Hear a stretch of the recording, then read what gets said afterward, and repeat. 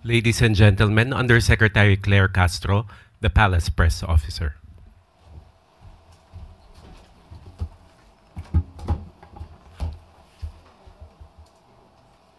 Maaari na po na tayong tumanggap ng mga katanungan mula sa inyo. Tristan Nodalo, Newswatch Plus. Morning po, Yusek. Yusek, recently po nagkaroon ng dangerous maneuvers ulit yung China Coast Guard sa Philippine Coast Guard vessel sa waters ng Zambales. 2 days ago or a day ago, sabi po ay nagkaroon pa ng near collision yung China Coast Guard ship sa Philippine vessel. So how does Malacanang view this increasing activities ulit sa West Philippine Sea? Of course, concern po ang ating Pangulo sa mga nangyayari. Pero minimaintain pa rin po natin yung level of professionalism na may kasama pong fearless spirit of patriotism. So hayaan po natin na masagot ang detalye na po na ito ni Commodore Tariela.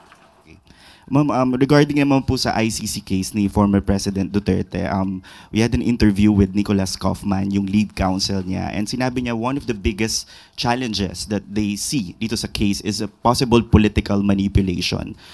With some na parang sabihin, with his wide support, ay pwede raw po siyang i-consider as flight risk. So how does Malacanang view this na parang sinasabi po ang challenge is political manipulation? Okay. We thought na the former president already requested that there should be no more statements to be made with regard to his case. But anyway, there is this declaration of Attorney Kaufman. Well, anyway, every lawyer desires and aspires to win all his cases for his clients. So, expected naman po natin na malamang ito ang magiging depensa po ni Attorney Kaufman. And siguro mas maganda rin po talaga kasi sinabi niya po na political manipulation of arguments. So it is also better for him to know who manipulates who. And of course, sabi nga natin, he should also be aware of the plight of the EJK families, of the EJK victims who are now allegedly being harassed by some of the Duterte supporters, according to Attorney Conti. So sana malaman po niya yan, and at the same time, we understand his opinion on this, especially that he is representing the suspect, the former President Duterte, who admitted his acts of killings. So it is really, he will definitely face some difficulties in defending his clients regarding the admissions made by his clients. But we wish him all the luck because still we have to presume that the suspect is still innocent until proven guilty. Thank you po. Bettina Unite, Manila Bulletin.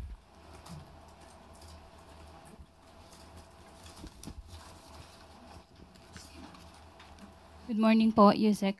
Is Malacanang aware po doon sa massive dredging operation sa Cagayan River which has caused decline in fish catch in the province na po? And Pamalacaya is actually blaming former President Duterte for his policy to back China-led dredging operations during his time. Ano po yung stand po ng Palace and kung may action po ba ang government to address this? Okay, base po sa DNR Regional Executive Director sa Cagayan Region, itong dredging po na to ay napahinto na po. Okay, at ang sinasabi din po dito ay hindi naman na po, wala na pong operation sa ngayon.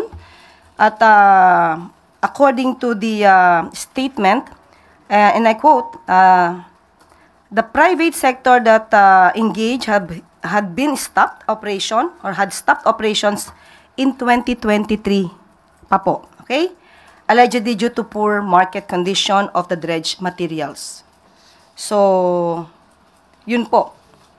Matagal na po itong ipinahinto At matagal na lang pong hindi to, wala pong activity sa nasabing lugar about dredging po. Kay Pardilla, People's Television. Good morning po, Yusek. Yusek, how does the government view the impact of additional manpower at the Philippine General Hospital on improving medical services, lalo na po sa mabilis na pag-attend sa mga pasyente po? Alam naman po natin na napakarami pong mga Pilipino ang talagang pumupunta sa PGH dahil po ito'y nakakapagbigay ng magandang serbisyo at maaari pong napakaliit ng kanilang babayaran kapag po sila ay pumunta sa PGH. Kaya po minabuti po at sa direktiba na po ng ating Pangulo, si Pangulong Marcos Jr., na matagdagan pa po ang maaaring maging manpower, ang maaaring magsilbi sa nasabing ospital para mas marami pa pong Pilipino ang mabibigyan ng magandang serbisyo. Next, Lef Narciso, DZRH.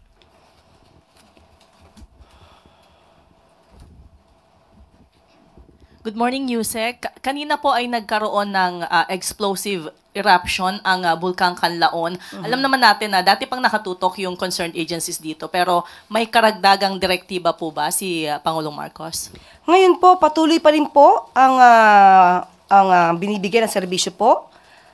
Ayon na rin sa direktiba ng ating Pangulo. Ang DSWD po ay hanggang sa ngayon po, ngayong April 8 ay sinabi po na ang field offices po sa Western and Central Visayas ay closely coordinating po sa mga affected local government units. At patuloy pa rin po ang pagbibigay ng mga provisions of family food packs and non-food items sa ating mga kababayan na naaapektuhan. At sa ngayon po, level 3 pa rin po, ayon po sa field box, ang level ang alert po. So, nandun pa rin po ang panawagan ng mga LGUs na huwag po pasukin yung 6-kilometer radius dangerous zone. Ang LGU po ay humihingi sa Malacanang ng additional funding para matulungan yung mga apektadong residente. Ano po ang tugon ng palasyo dito? Kung kinakailangan po, ito po titignan po mabuti kung ano po ang pangangailangan ng mga LGUs at agad-agad pong bibigyan po ito ng tulong. I missed the second question from Clay Pardilla. Clay Pardilla, PTV. Ma'am, the emergency cell broadcast system was created to warn public during calamities. What is the government's stand on reports that some candidates are using this system for political campaigning po? Wag po sana abusuhin ang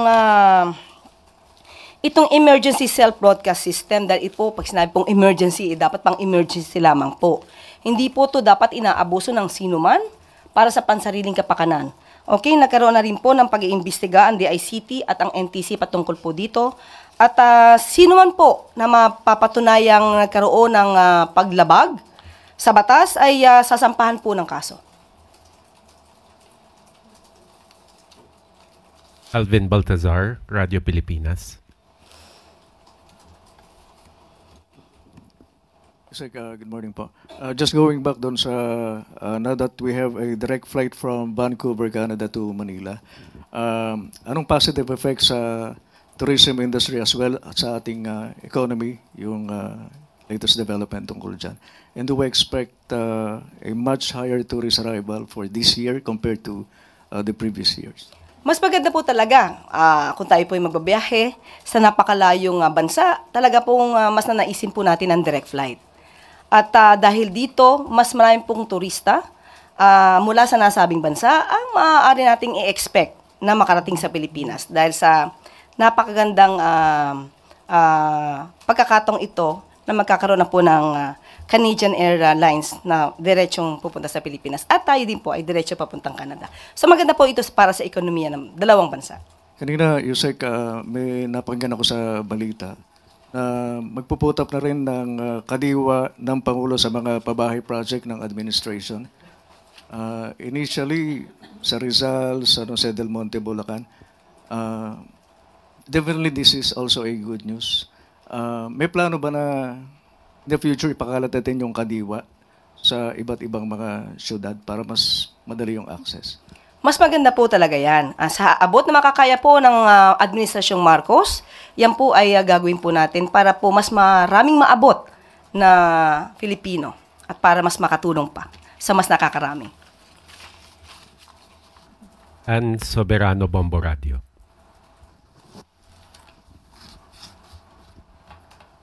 Yusek, good morning. Next week po ay Holy Week na po. Pwede po bang malaman kung ano po yung magiging event ni Presidente para sa Holy Week? Wala pa po tayong natatanggap kung ano ang kanyang activity. At bibigay na lang po namin kung meron po siyang listahan ng activities para sa Holy Week. Okay. Panawagan na lang po ng palasyo sa ating mga kababayan na magsisiuwian po sa mga probinsya ngayong Holy Week. Okay, meron po, nilabas na rin po ang DOTR. At sila po ay may direktiba po sa DOTR na dapat po paigtingin ang kanilang pagmomonitor sa nalalapit na pag-uwi ng mga kababayan natin sa kanilang mga probinsya. At sabi nga po, nagbigay po ng order ang ating Pangulo, hindi lamang po sa DOTR, pero sa mga attached agency po, to ensure the safety and convenience of all the passengers who will be traveling to their hometowns or will have vacations. At magkakaroon din po ng strict inspection sa mga terminals, ports, airports, so that there will be no delays, no?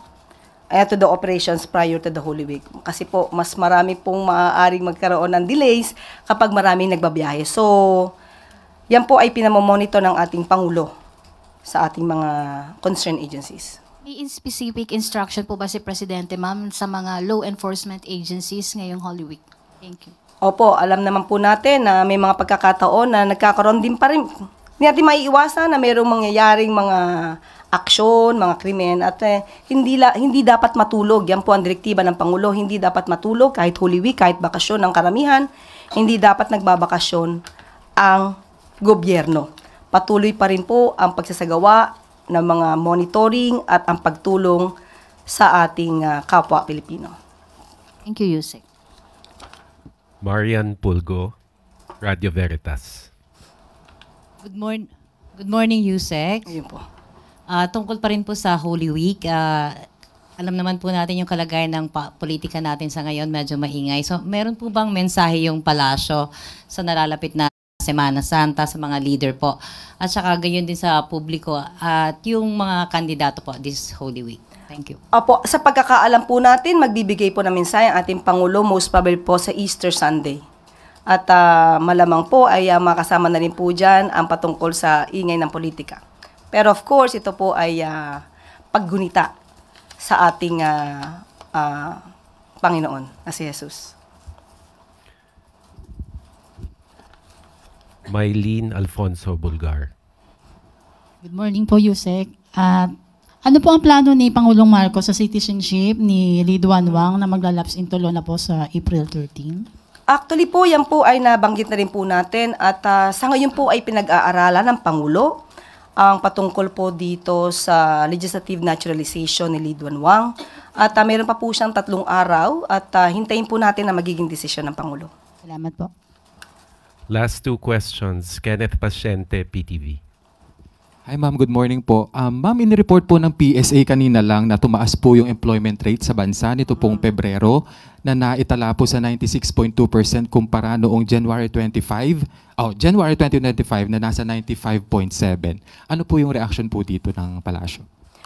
Good news po yan. Kung tumaas po ang employment rate, ibig pong sabihin ay maganda po ang nagiging palakad ng ating gobyerno para po maibsan naman din po ang kahirapan ng ilan po sa atin. Dahil kapag po talagang mahirapang kumuha ng trabaho, mahirapan din po silang makakuha ng income.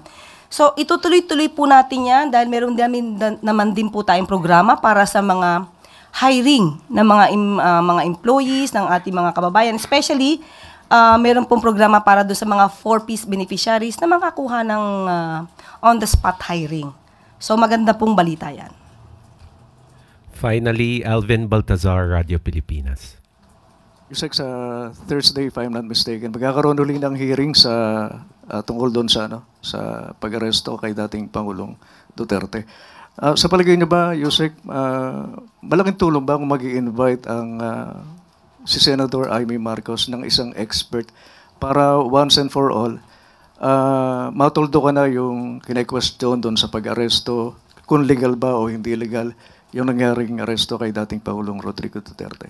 Mas maganda po talaga na hindi lamang po iisang view ang madinig ni Senator Amy Marcos.